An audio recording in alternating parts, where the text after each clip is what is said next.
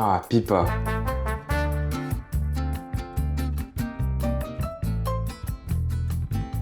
Voilà les gars, on est à la plage. Notre calvaire est fini. Puis t'as des trucs Pipa et puis t'as des animaux, t'as plein de chiens. C'est chelou. Et pourquoi là il y a des boobs? C'est un magasin chelou. Et ça c'est quoi? C'est un sex toy? Ah non, c'est du... non. Ouais. Lip de nid. Ouais, c'est ça quoi. Ah, sim, sim. Não, obrigado, só estamos dando uma olhada. On est en train de se moquer du magasin. Ouais, c'est ça quoi. Chaque année, des milliers de voyageurs viennent ici, depuis tout le Brésil, mais aussi d'Argentine, du Chili ou encore d'Europe. Pourtant, en France ou en Belgique, très peu de personnes connaissent cet endroit. Et après y avoir vécu pendant un mois, on comprend enfin pourquoi.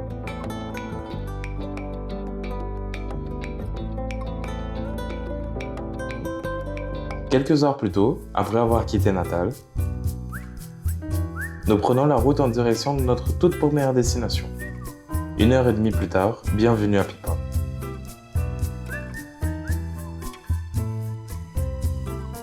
À ce moment-là, ce n'était qu'un point sur une carte. Un petit village côtier qu'on avait beaucoup entendu parler, et on était loin d'imaginer qu'il allait devenir l'un des plus beaux souvenirs de notre voyage.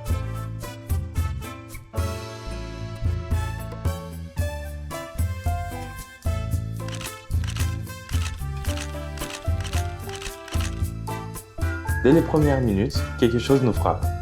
Ici, le temps semble ralentir. Personne ne paraît pressé, les rues sont animées, l'ambiance est simple et décontractée, presque hors du temps. Comme si tout le village avait trouvé son propre rythme.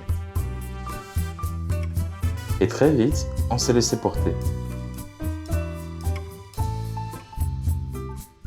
Nous sommes arrivés en plein hiver brésilien. Pourtant, les températures dépassent encore les 26 degrés. Entre juin et août, c'est la basse saison. Les plages sont plus calmes, les rues moins fréquentées. Et finalement, on ne pouvait pas rêver de meilleures conditions pour découvrir Pipa. Une autre chose nous surprend immédiatement, l'humidité. Pipa se situe à seulement quelques degrés en dessous de la ligne de l'équateur. L'air est chaud, très humide, la végétation pousse partout, même en hiver. La nature semble ne jamais s'arrêter, et c'est probablement ce qui donne à cet endroit une atmosphère si particulière. Rien ne laissait imaginer que Pipa deviendrait une destination connue dans tout le pays. Jusque dans les années 70, ce n'était qu'un petit village de pêcheurs, quelques maisons, quelques bateaux, puis les premiers surfeurs découvrent ces vagues, ces falaises et ces plages encore sauvages. Au fil des années, Pipa passe de simple village de pêcheurs à l'une des destinations les plus emblématiques du nord-est brésilien. Mais une question nous envahit. Pourquoi ce village s'appelle-t-il Pipa? Aujourd'hui, au Brésil, le mot Pipa désigne un cerf-volant. On pourrait croire que le nom vient de là, mais son histoire est beaucoup plus ancienne. À l'époque des navigateurs portugais, un immense rocher visible depuis la mer rappelait la forme d'une pipa, un grand tonneau en bois utilisé à bord des navires. Au fil du temps, ce repère est devenu le nom du village. Et plusieurs siècles plus tard, le voilà connu dans tout le Brésil. Mais ce qui rend Pipa vraiment unique, ce n'est pas seulement son histoire, c'est ce qui l'entoure. Les falaises rouges plongent directement dans l'océan. La forêt atlantique s'approche si près de la mer qu'elle semble se fondre dans la plage. Chaque année, des tortues marines viennent y pondre leurs œufs, et au large, des dauphins vivent encore librement. Pendant ce mois, on découvre aussi quelque chose qui résume complètement la vie ici.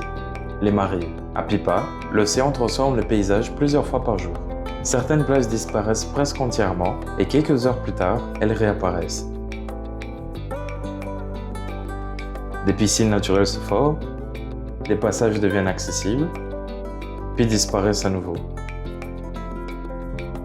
On passe souvent notre vie à courir après le temps. Ici, c'est le temps qui nous apprend à ralentir. Les marées nous rappellent qu'il y a un moment pour avancer et un autre pour attendre. Peut-être que nos vies ressemblent plus à l'océan qu'on l'imagine. En quelques jours seulement, on comprend déjà pourquoi tant de voyageurs tombaient amoureux de Pipa. Mais découvrir un endroit et y vivre, ce sont des choses très différentes. Dans le prochain épisode, on vous emmène avec nous pendant un mois. Notre appartement, nos restaurants préférés, les plus belles plages et tous ces petits moments qui ont fini par faire de Pipa bien plus qu'une simple étape de notre voyage. Qu'est-ce que t'en penses des croissants, bébé? Le croissant, c'était une boîte de donuts. Voilà. On aurait dit un beignet. À très vite, abonne-toi. Balança o corpo, acalma o coração. Faz a tristeza se espreguiçar. Samba da manhã.